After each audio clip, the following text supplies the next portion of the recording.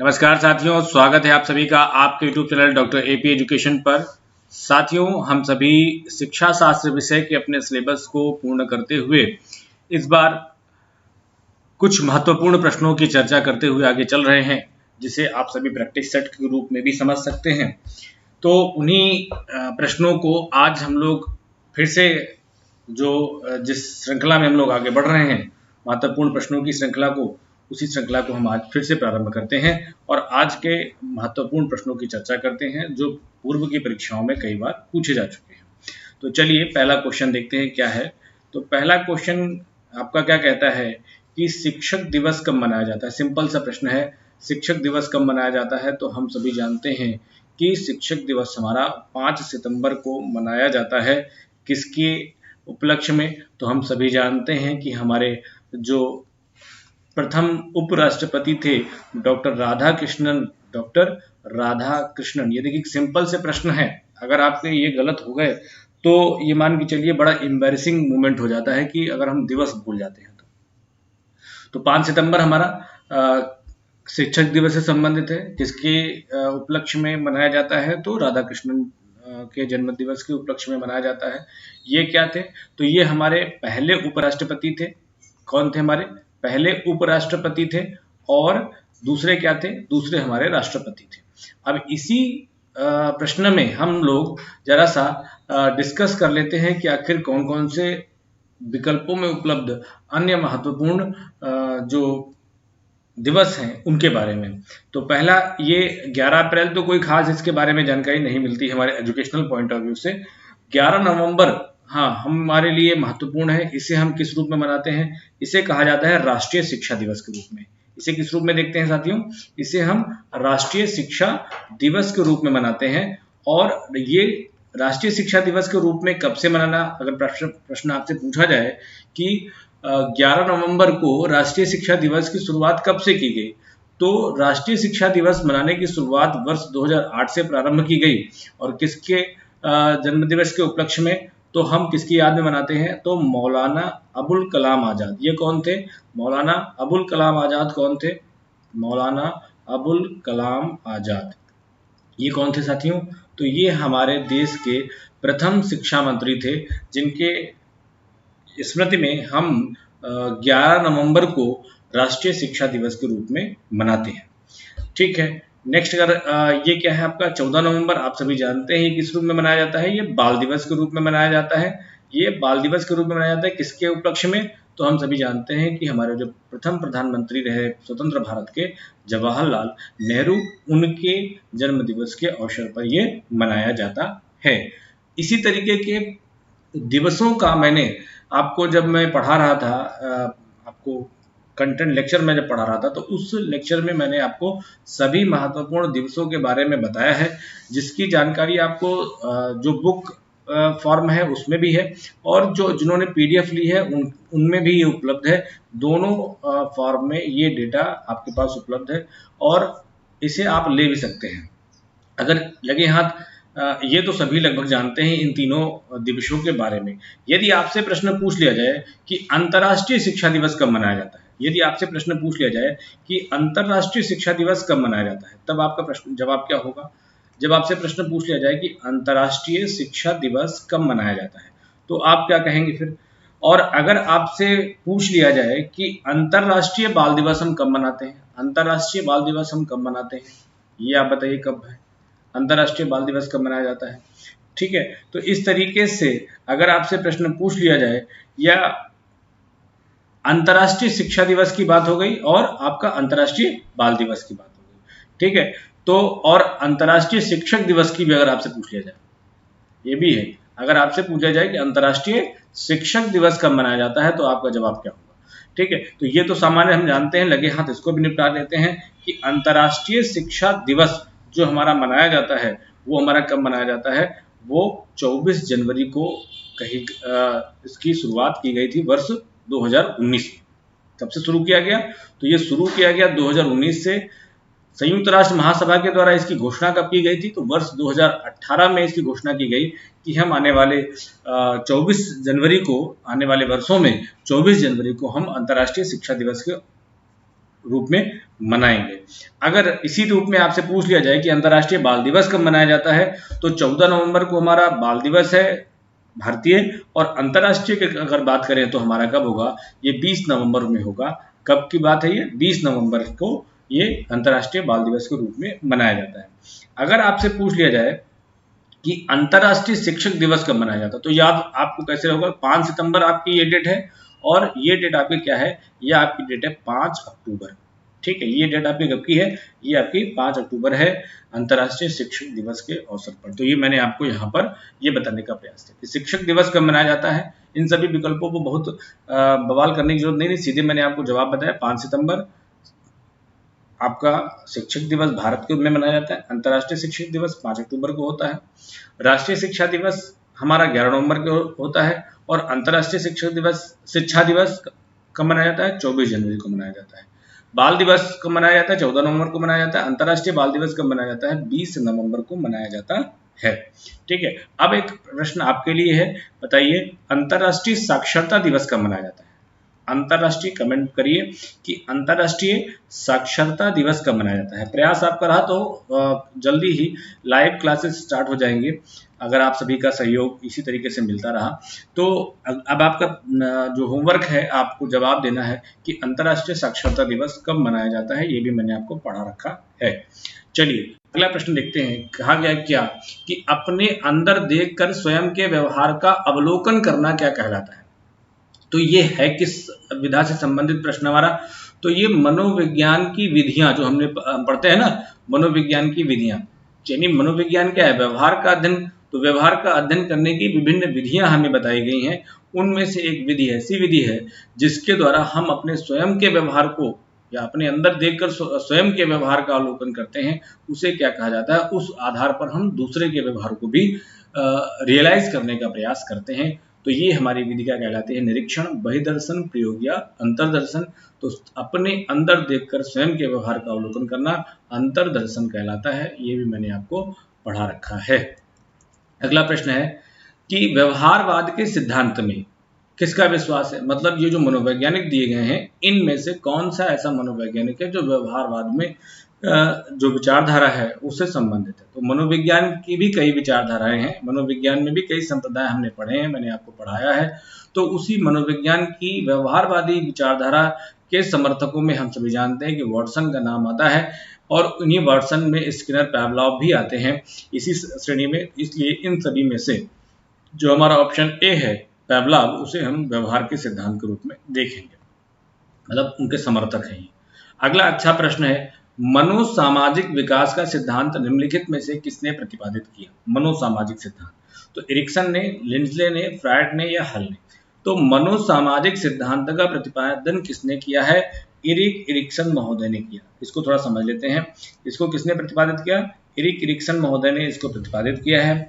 ठीक है, और इन्होंने जो बालकों के या व्यक्ति के संपूर्ण जीवन को 8 विभिन्न अवस्थाओं में, संपूर्ण जीवन को कितने भागों में बांटा है, 8 विभिन्न अवस्थाओं में बांटा है। मतलब ये जैव विकास की बात नहीं कर रहे हैं, ठीक है, ना ही बाल विकास की बात है। यहाँ पर स्वयं की पहचान और अपने जो हमारे सांवेगिक और सामाजिक पक्ष हैं इनको ध्यान में रखकर हमारी जो मन स्थिति बनती है, ठीक है, साइको सोशल जो थ्योरी हमारी है, जो हमारी मन स्थिति समाज के बीच बनती है, उस विभिन्न अवस्थाओं में वो हमारी मानसिक स्थिति हमारे आयु के बढ़ने पर किस प्रकार से बदलती जाती है, उस परिस्थितियों को इन्होंने 8 विभिन्न अवस्थाओं में बांट रखा है।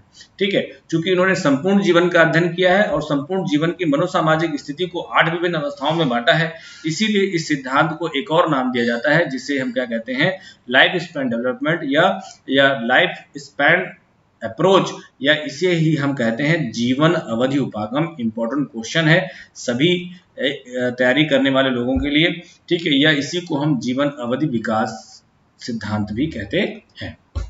ठीक है, तो इतनी बात आपको समझ में आ गई कि मनोसामाजिक विकास का सिद्धांत एरिक्सन महोदय ने प्रस्तुत किया और कितनी अवस्थाओं में इसको बांटा है, 8 विभिन्न अवस्थाओं में बांटकर संपूर्ण मानव जीवन को बताने का प्रयास किया है। चलिए नेक्स्ट क्वेश्चन क्या है, कैटल ने व्यक्तित्व के मापन के लिए कितने कारकों का प्रयोग किया? तो 10 कारक बताए, 12 कारक बताए, 16 कारक बताए, तो 18 कारक बताए। तो मैंने आपको पढ़ा रखा है कि कैटल का जो थ्योरी है 16 PF theory, personality factor theory, है ना। क्या है 16 पीएफ थ्योरी? ये किसमें आती है? व्यक्तित्व आविष्कारिका में आती है। किसमें आती है? ये पेपर पेंसिल टेस्ट है, ठीक है, प्रक्षेपी विधि नहीं है, आविष्कारिका। तो ध्यान रखिएगा, कई बार आपको ये कंफ्यूज भी कर सकते हैं। तो कैटल ने व्यक्तित्व के मापन के लिए 16 कारकों की पहचान की है, जिससे उन्होंने आंतरिक और सतही इस 2 भागों में बांट रखा है, ठीक है। वैसे तो उन्होंने 23 गुणों के बारे में बताया, 23 शील गुणों का या 23 पर्सनालिटी फैक्टर की, 23 पर्सनालिटी फैक्टर की बात कैटल ने कही है, लेकिन उसमें से केवल 16 का ही मापन किया जा सकता है, इसीलिए इसे 16 पीएफ थ्योरी के रूप में जाना जाता है। तो अगला प्रश्न देखें क्या कह रहा है। कोहलबर्ग द्वारा नैतिक विकास की कितनी अवस्थाएं बताई गई हैं? तो कोहलबर्ग ने नैतिक विकास की कितनी अवस्थाएं बताई हैं? हम सभी जानते हैं कोहलबर्ग का संबंध किससे है? नैतिक विकास से है। और इन्होंने नैतिक विकास की प्रमुख 3 और जिनमें से अंदर सबकी 2 उपावस्थाएं हैं, इसीलिए इस आधार पर इसे हम क्या कहेंगे, 6 उपावस्थाओं में या 6 अवस्थाओं में बांट रखा है। देखिए साथियों, ये YouTube चैनल आपके एजुकेशन सब्जेक्ट से रिलेटेड है और इस पर आपके शिक्षा शास्त्र विषय से संबंधित आप किसी भी परीक्षा की अगर तैयारी कर रहे हैं, किसी भी स्टेट के आप हों, भारत में रहने वाले हैं, तो उस स्टेट के एग्जाम में एजुकेशन या साइकोलॉजी के जो प्रश्न आते हैं या जो कंटेंट पढ़ाया जाता है, वो सभी आपको इस चैनल में मिलेगा। इसे आप इसलिए आप इसको सब्सक्राइब कर लीजिए और साथ में जुड़िए, जिससे एक मुझे आपके सहयोग की जिम्मेदारी रहे और मैं उस को निभाने का प्रयास करता रहूं। चलिए आगे प्रश्न देखते हैं कि किस बीमारी में हड्डियां सूख जाती हैं? ठीक है, किस बीमारी में हड्डियां सूख जाती हैं? तो आजकल तो बहुत सारी बीमारी हो गई जिसमें हड्डियां सूख जाती हैं, ठीक। फिलहाल यहाँ की बात करते हैं मिर्गी, बुखार, टीबी या सुखंडी, ठीक है। तो यहाँ पर स्कर्वी रोग की बात है, तो यहाँ पर सुखंडी कहेंगे इसको हिंदी में, ठीक है। किसमें हड्डियां सूख जाती हैं? तो अरे सुखंडी भाई साहब, ठीक है, दुबला पतला आदमी जब होता है कभी। विटामिन ए की कमी से कौन सा रोग होता है? तो विटामिन ए की कमी से कौन सा होता है? हम सभी जानते हैं रतौंधी होती नहीं होती, ठीक है, रात में चलने में थोड़ा सा जिनको दिखने में दिक्कत होती, चलने में दिखने में रतौंधी कहते हैं, ठीक है, शाम के समय। तो आंख से संबंधित है तो किससे होगा? कान, इन सबसे होगा नहीं, सीधे किससे होगा? दृष्टिबाधिता से संबंधित। विटामिन ए की कमी से किससे होती है? दृष्टिबाधिता विटामिन ए से संबंधित है।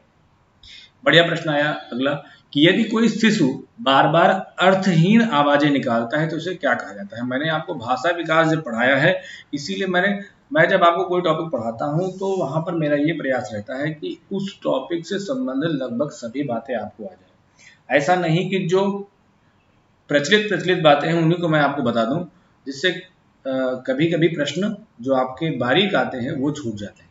इसीलिए भाषा विकास में मैंने आपको पढ़ाया था कि जब बच्चे का जो भाषा विकास है वो 2 अवस्थाओं में बांट कर हमने बताया था, पूर्व वाक्य स्थिति और वास्तविक भाषा विकास, ठीक है। तो प्री स्पीच डेवलपमेंट और आपका फॉर्मल स्पीच डेवलपमेंट। तो उस जगह पर बच्चा जो है जब बोलना, जब उसका जो स्वर यंत्र है जब मजबूत होना प्रारंभ होता है, उस अवस्था में बच्चा क्या करता है? चिल्लाता है, गाना गाता है, बड़बड़ाता है, पुकारता है। तो जो बच्चा जब शिशु जब बार बार जो अर्थहीन आवाजें निकालता है उसे हम क्या कहते हैं? क्विंग और बबलिंग कहते हैं। क्या कहते हैं? इसे हम क्विंग और बबलिंग कहते हैं, ठीक है। इसको क्या बोलते हैं? क्विंग और बबलिंग, या जिसे बलबलाना भी कहते हैं, ठीक है। जब वो करता रहता है तो वो अर्थहीन आवाजें हैं। अगला प्रश्न क्या है? डेसिबल जो है, डेसिबल निम्न में से मापन की इकाई किसकी? प्रकाश की इकाई है, ध्वनि की, दूरी की या दृष्टि की? तो हम सभी जानते हैं डेसिबल किसकी इकाई है, तो ये डेसिबल है, ध्वनि की इकाई है। अगला प्रश्न आया, कौन वंश सूत्रों का पुरुष युग्म है? ठीक है, तो हम जानते हैं कि 23 जोड़े क्रोमोसोम होते हैं। कितने होते हैं? 23 पेयर होते हैं, 23 जोड़े क्रोमोसोम होते हैं, ठीक है। जिसमें से 22 पेयर जो होते हैं वो दोनों मेल और फीमेल में क्या होते हैं? मेल और फीमेल में सेम होते हैं। जो लिंग का या जेंडर का निर्धारण करता है वह कौन होता है? वो 23वां जोड़ा होता है, 23rd पेयर जो है हमारा, ये डिसाइड करता है। अब यहाँ पर जब एक्स एक्स होगा तो क्या होगा, ये किसका, ये डिसाइड करेगा फीमेल, ठीक है। और यदि यहाँ पर एक्स वाई का कॉम्बिनेशन बन रहा है 23rd पेयर पर, ठीक, तो ये क्या हो जाएगा, मेल का आ जाएगा, ठीक है, पुरुषों का पुरुष युग्म है। तो इसीलिए आप कई बार एक चीज होती है, एक प्रश्न पूछा जाता है, ठीक है, कि अगर किसी स्त्री को बालिकाएं ज्यादा हो रही हैं तो उसमें बालिकाओं का दोष नहीं है, ठीक, क्योंकि वाई क्रोमोसोम जो है वो पुरुष में ही होता है, ठीक है। और ये भी होता है कि लड़कों की संख्या क्यों ज्यादा हो जाती है, तो ये भी एक प्रश्न कभी पूछ लेते हैं। देखो इसमें सामाजिक तौर पर मत ले जाइए, जो मैं समझाने का प्रयास कर रहा हूँ मैं उस पर बात करिए, ठीक है। वाई क्रोमोसोम कई बार होता है कि पुरुषों की संख्या महिलाओं से अधिक क्यों होती है, तो इसके कई सारे सोशल कॉज भी हो सकते हैं, बट जो साइंटिफिकली बात होती है वो कहा जाता है कि वाई क्रोमोसोम हल्का होता है और ये जल्दी फर्टिलाइज करता है, ठीक है। इसीलिए यहाँ पुरुष युग्म कौन सा है, एक्स वाई। नेक्स्ट क्या है, सीखने के 3 प्रमुख नियमों का प्रतिपादन किसने किया, पैवलॉव ने किया, कोहलर ने किया, स्किनर ने किया, थॉर्नडाइक ने किया। तो हम सभी जानते हैं सीखने के मुख्य और गौण नियमों का प्रतिपादन किसने किया है, थॉर्नडाइक ने किया है। 3 प्रमुख नियम है और 5 गौण नियमों का प्रतिपादन थॉर्नडाइक महोदय के द्वारा प्रस्तुत किया गया। चलिए अगला प्रश्न देखते हैं, बढ़िया प्रश्न है, कई बार कंफ्यूज करता है आपको। गेस्टाल्टवाद है हमारा, जिसमें से ये एक अधिगम की विचारधारा है जो कहती है कि बच्चे सोच और समझ के द्वारा सीखते हैं, न कि पूर्णतः अभ्यास के द्वारा। सूझ महत्वपूर्ण है, तो इस सूझ में जो ये जो विचारधारा है ये कहलाती है गेस्टाल्ट या समाकृतिका का सिद्धांत। इसे क्या बोलते हैं, गेस्टाल्ट या समाकृतिका का सिद्धांत। इसमें आपसे ये पूछा गया है कि ये जो गेस्टाल्ट वर्ड है, इस गेस्टाल्ट शब्द का अर्थ क्या होता है, तो नाप होता है या आकार होता है या पूर्ण होता है या अंश होता है।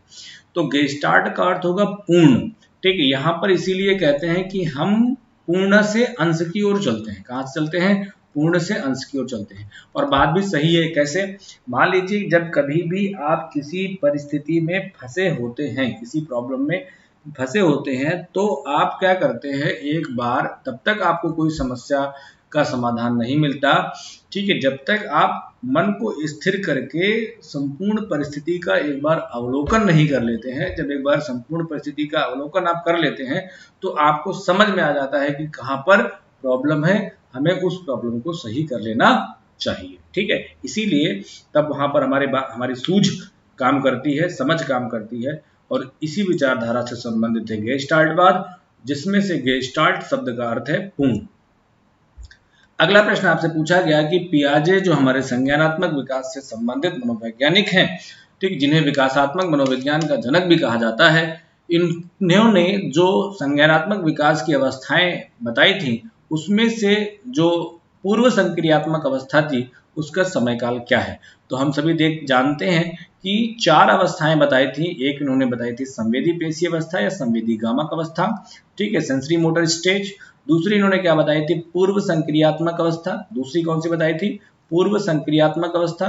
और तीसरी, थर्ड थी इनकी मूर्त संक्रियात्मक अवस्था, और चौथी थी अमूर्त संक्रियात्मक अवस्था, ठीक। संक्रिया शब्द ही यहाँ पर क्यों प्रयोग किया गया है, ठीक है, इसको मैंने जब आपको जीन पियाजे पढ़ाया है बहुत अच्छे तरीके से, इसका मैंने लाइव क्लास लेकर के पढ़ाने का प्रयास किया था। कई बार वहाँ पर कई ऑब्स्टिकल्स भी थे, बट मैंने आपको यहाँ पर इसको पूरी तरीके से समझाया था। तो संवेदी पेशी अवस्था हम सभी जानते हैं, इसका समय 0 से 2 वर्ष है, ठीक है। और यहाँ पर जो समय है लगभग 2 से 6 या 2 से 7 वर्ष का समय है, ठीक है, कई जगह 6। और ये किस कब का समय है, आपका 6 से लेकर के या 6 या 7 से लेकर के 11 या 12 का समय है, ठीक है। और आपका अमूर्त संक्रियात्मक अवस्था का जो समय है 11 या 12 से लेकर के लगभग 14 से 16 वर्ष का समय है, ठीक। तो यहाँ पर विकल्पों में हमारे पास क्या उपलब्ध है, 2 से 7 वर्ष ये तो नहीं होना चाहिए, ठीक, 3 से 8 वर्ष, 4 से 7 वर्ष, और यहाँ पर 7 से 11 वर्ष। तो पूर्व संक्रियात्मक अवस्था हमारी होना चाहिए। देखो यहाँ पर 2 कंफ्यूज कर रहे हैं, 3 से 8 और 4 से 7, तो यहाँ पर आप 4 से 7 पर जाइए, ठीक है, 4 से 7 अवस्था, ठीक है, 2 से 7 है लेकिन 7 वर्ष की अवस्था तक यहाँ पर जाना चाहिए, ठीक है। थोड़ा सा इसको देख लीजिएगा। आवश्यकताओं का पदानुक्रमित संरचना किसने प्रस्तुत की? आवश्यकताओं का जो हायरार्किकल थ्योरी थी, नीड हायरार्किकल थ्योरी किसने प्रस्तुत की? तो नीड हायरार्किकल थ्योरी किसने दी है? तो नीड हायरार्किकल थ्योरी किसने दी है? अब्राहम मैस्लो के द्वारा। किसके द्वारा दी गई है? अब्राहम मैस्लो के द्वारा ये थ्योरी प्रस्तुत की गई है। कहाँ है ये भाई साहब? बैठे आगे ही, वेरी गुड। अब्राहम मैस्लो ने आवश्यकता का पदानुक्रम सिद्धांत प्रस्तुत किया, ठीक है। और ये सिद्धांत लगभग कब दिया गया है इनके द्वारा? 1954 में। ये इसलिए आवश्यक है क्योंकि कई बार कि होता क्या है कि कई बार सुमेलित करने के लिए प्रश्न आ जाते हैं, ठीक। तो अब्राहम मैस्लो 1954 में इन्होंने ये सिद्धांत प्रस्तुत किया था। इस सिद्धांत का प्रमुख जो विषय है वो कहते हैं कि आत्मसिद्धि, ठीक है। आत्मसिद्धि को इन्होंने सबसे महत्वपूर्ण या सबसे उच्च आवश्यकताओं के बारे में बताया है। और कितनी आवश्यकताएं बताई हैं? तो आप सभी जानते हैं 5 प्रकार की आवश्यकताओं का उल्लेख अब्राहम मैस्लो ने किया था। और 5 आवश्यकताएं कौन कौन सी हैं? पहली हमारी शारीरिक अवस्था है, ठीक है। सबसे पहले कब मनुष्य किस पर काम करता है? शारीरिक अवस्था, शरीर, सुरक्षा, प्रेम, है ना। तीसरा कौन सा है हमारा? शरीर, सुरक्षा, प्रेम। और चौथा है हमारा आत्मसम्मान, ठीक। यह सम्मान की बात हम यहाँ पर कर लें।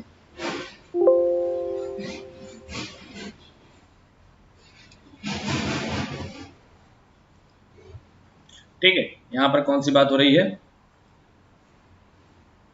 अरे भाई एक मिनट जरा सा,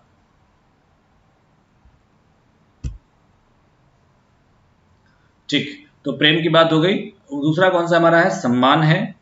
और पांचवा हमारा क्या है? पांचवा हमारा आत्मसिद्धि का की आवश्यकता है, ठीक है। जहां पर मनुष्य जो है वो अपने स्व को सिद्ध करने का प्रयास करता है, ठीक है। इसे ही सर्वोत्तम सबसे उच्च आवश्यकता कहा गया है और इसे सबसे निम्न आवश्यकता कहा गया है। इससे एक प्रश्न और पूछा जाता है कि musician must make music and artisan must make art, ये निम्नलिखित में से किस सिद्धांत से संबंधित है? तो ये भी मैस्लो के आवश्यकता पदानुक्रम सिद्धांत से संबंधित तथ्य है। चलिए अगला प्रश्न देखते हैं। चार्ल्स जुड द्वारा अधिगम का जो लर्निंग ट्रांसफर है उसके में किस सिद्धांत को प्रस्तुत किया गया है?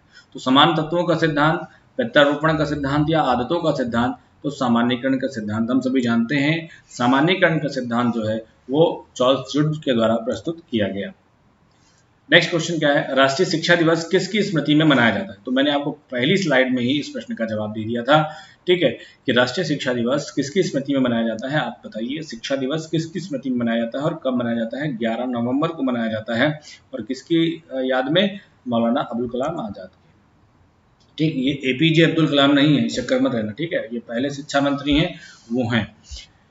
नेक्स्ट क्वेश्चन है कि राष्ट्रीय शिक्षा नीति 1986 का परिमार्जन कब किया गया? तो राष्ट्रीय शिक्षा नीति 1986 का परिमार्जन 1990 में भी किया गया था, परंतु इसका जो वास्तविक परिमार्जन जिसको लेकर के आगे काम हुआ है तो वो 1992 ही कहा जाएगा। अगला प्रश्न क्या है कि प्रासंगिक अंतर्बोध परीक्षण TAT थर्मल अपरसेप्शन टेस्ट किस विधा में आता है? ठीक है, तो ये मापनी है, प्रक्षेपीय तकनीकी है, प्रश्नावली है या समाज मिति है? ठीक है, ये समाज मिति है, ठीक। तो हम सभी जानते हैं कि ये प्रोजेक्टिव मेथड है, कई बार ये प्रश्न आ चुका है, सामान्य सा प्रश्न है। अगला प्रश्न अच्छा है, सहसंबंध गुणांक का मान कितने से कितने के बीच में होना चाहिए? तो हम सभी जानते हैं सहसंबंध गुणांक का मान कितना होता है? 0 से लेकर 1 तक, या -1 से +1 तक, या -10 से +10 तक, या -100 से +100 के बीच में। तो हम सभी जानते हैं इन पॉइंट्स के खेल में मत फंसिएगा। 0.100 से, ठीक, -100 से +1.00 तक, यानी -1 से लेकर के +1 के बीच में ही मान आना चाहिए, ठीक है, जितने भी सहसंबंध की हम गणना करते हैं। अगला प्रश्न है कारण तथा प्रभाव संबंध की स्थापना होती है। ये प्रश्न आपका जो नेट का एग्जाम है उसके जो फर्स्ट पेपर की तैयारी कर रहे हैं उनके लिए भी इंपॉर्टेंट है, ठीक। कॉज एंड इफेक्ट इसको बोलते हैं, ठीक है, इसको क्या बोलते हैं? कॉज एंड इफेक्ट जो रिलेशन है, कॉज एंड इफेक्ट जो कॉन्सेप्ट है वो निम्नलिखित में से किस सिद्धांत, किस रिसर्च से संबंधित है? तो डिस्क्रिप्टिव या वर्णनात्मक अनुसंधान से, हिस्टोरिकल या ऐतिहासिक अनुसंधान से, अप्लाइड रिसर्च या प्रयुक्त अनुसंधान से, या एक्सपेरिमेंटल रिसर्च या प्रयोगात्मक अनुसंधान से। तो प्रयोगात्मक अनुसंधानों का प्रमुख आधार जो है, किसी भी घटना के पीछे कोई ना कोई कारण होता है, ये बात हमेशा प्रयोगात्मक अनुसंधान मानता है और इसीलिए वह चरों के बीच संबंध को ज्ञात करने के लिए अपना रिसर्च एस्टेब्लिश करता है। इसीलिए ये क्या होगा, हमारा प्रयोगात्मक शोध। अगला है, एक रिसर्च हाइपोथेसिस कैसी हो सकती है। ठीक, तो ये शून्य हो सकती है, दिशित हो सकती है, अदिशित या दिशित और अदिशित, डायरेक्शनल या नॉन डायरेक्शनल। तो एक रिसर्च हाइपोथेसिस शून्य भी हो सकती है, ठीक है, दिशित भी हो सकती है, अदिशित। तो यहाँ पर सीधे ये हो जाएगा कि डी ऑप्शन हमारा यहाँ पर सही होना चाहिए कि रिसर्च ऑब्जेक्ट जो हमारे डायरेक्शनल और नॉन डायरेक्शनल दोनों हो सकता है। निम्नलिखित में से कौन सा असंगत है, इन तीनों में से कौन अलग है। तो बिस्मिल्लाह, उपनयन, उपसंपदा और प्रवज्जा। देखो, उपसंपदा और प्रवज्जा तो बौद्ध से है, उपनयन वैदिक काल से। तो इसको हम इस आधार पर रख करेंगे कि ये हमारे जो प्राचीन शिक्षा पद्धति का है और ये मध्यकालीन शिक्षा पद्धति का है। तो इसी को हम अलग थोड़ा कर देंगे। अगला प्रश्न है कि 0.05 लेवल पर जो हमारी टू टेल टेस्ट है उसके लिए जो हमें टी वैल्यू मिली है वो वन टेल टेस्ट पर किसके लिए सही होगी। ठीक है, तो ये जो मान हमें मिला है वो हमारे 0.025 लेवल पर वन टेल टेस्ट के लिए सार्थक होगा। अगला प्रश्न क्या है, देखते हैं। परम शून्य मान निम्नलिखित में से किस मापनी में पाया जाता है। सिंपल सा प्रश्न है, आप कई बार ये प्रश्न आ चुका है। तो हम सभी जानते हैं नॉमिनल स्केल एक है हमारे पास, दूसरी हमारी ऑर्डिनल स्केल है, तीसरी हमारी कौन सी है, इंटरवल स्केल है, और चौथी हमारी रेशियो स्केल है। ठीक है, इनमें से किस स्केल में शून्य मान पाया जाता है। तो रेशियो स्केल या अनुपातिक मान जो हमारा है, ठीक है, अनुपातिक मान जो हमारा है या पैमाना है, उस पर हमारा परम शून्य मान पाया जाता है। अगला अच्छा प्रश्न है, एजुसेट क्या है। ये एक शैक्षिक किट है, उपग्रह का नाम है, मापन उपकरण है या सांख्यिकी पृथ्वी। तो हम सभी जानते हैं एजुसेट क्या है। एजुसेट एक हमारे भारत का पहला शैक्षिक उपग्रह है। क्या है, हमारे भारत का पहला शैक्षिक उपग्रह है। ठीक, भारत का हमारा पहला शैक्षिक उपग्रह है। ये हमारे भारत का पहला शैक्षिक उपग्रह है जिसे जीसैट, इसे क्या बोलते हैं, इसे हम जीसैट 3 के नाम से भी जानते हैं। क्वेश्चन एक बार पूछा जाता है कि शैक्षिक उपग्रह या एजुसेट को किस नाम से जानते हैं। जीसैट 3 भी कहा जाता है। ठीक है, जियोट्रॉपिकल सिंक्रोनस सैटेलाइट के रूप में इसे हम कहते हैं। इस पर कहाँ से कहाँ तक की पढ़ाई होती है। तो इस पर पाठशाला स्तर से लेकर के कहाँ से कहाँ तक, पाठशाला स्तर से कहाँ तक जाता है मामला, उच्च शिक्षा तक की पढ़ाई के बारे में यहाँ पर डिस्टेंस एजुकेशन मोड में पढ़ाई होती है। ठीक है, इसे किसके सहायता से लॉन्च किया गया था। तो हमारी एजुकेशन मिनिस्ट्री प्लस इसरो की सहायता से इसे लॉन्च किया गया था। और कब किया गया था, ये सबसे महत्वपूर्ण प्रश्न है। तो हमारा ये 20 सितंबर 2004 को इसे कहाँ से भेजा गया था। तो इसे हमारा जो हरिकोटा सतीश धवन जो हमारा अंतरिक्ष केंद्र है हरिकोटा में, वहाँ से लॉन्च किया गया था। और इसकी अनुमानित आयु जो थी वो 7 से 10 वर्ष की मानी गई थी। ठीक है, इसके बारे में मैंने आपको पढ़ाया है।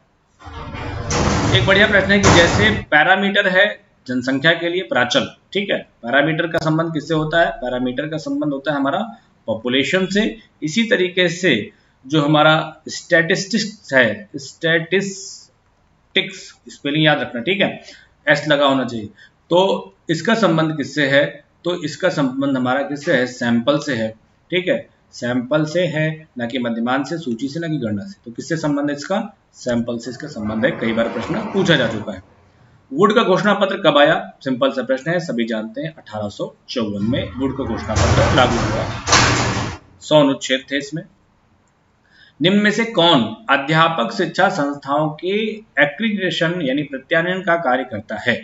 तो जो प्रत्यायन का कार्य है वह सर्टिफिकेशन का कार्य जो है, ग्रेडिंग का जो कार्य है, वह सभी संस्थानों का एक ही संस्था करती है, जिसे हम नैक कहते हैं, NAAC नैक कहते हैं, और जिसकी स्थापना 1994 में की गई। और इसकी सिफारिश किसने की थी, नैक की स्थापना की सिफारिश किसने की थी।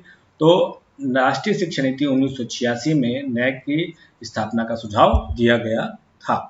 ठीक है, तो यहाँ पर NCT में चले जाइएगा, यहाँ पर प्रवर्तन की बात नहीं हो रही है, यहाँ पर प्रत्यायन की बात हो रही है। चलिए आज की स्लाइड का लास्ट क्वेश्चन देखते हैं कि शून्य परिकल्पना को गलत निरस्त करना सूचक है। तो साथियों, मैंने आपको आपके शिक्षा शास्त्र विषय का सिलेबस कंप्लीट कराने के लिए जो बेस डॉक्यूमेंट के रूप में मैंने एक बुक के लिए भी आपको मैंने सजेस्ट किया है, और PDF के रूप में भी मैंने पहले आपको वो कंटेंट उपलब्ध कराए हैं।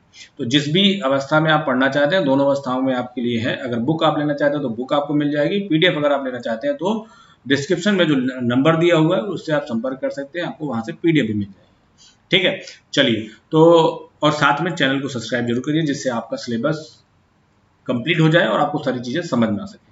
शून्य परिकल्पना को गलत निरस्त करना, ये मैंने आपको लास्ट लेक्चर में अभी जल्दी पढ़ाया, जब हाइपोथेसिस पढ़ाई थी। तो उसे क्या कहते हैं, अल्फा एरर कहते हैं, बीटा कहते हैं, गामा कहते हैं, जेड एरर कहते हैं। तो शून्य परिकल्पना गलती से निरस्त हो गई, इसे निरस्त नहीं करना था, तो ये हमारी क्या कहलाती है, अल्फा एरर कही जाती है। तो साथियों, आज के हमने कुछ महत्वपूर्ण प्रश्नों को हल किया। अगली श्रृंखला में, अगली सीरीज में हम फिर से पढ़ेंगे और कुछ कंटेंट को भी पढ़ा जाएगा। तब तक के लिए साथ जुड़िए। धन्यवाद और भारत माता की जय।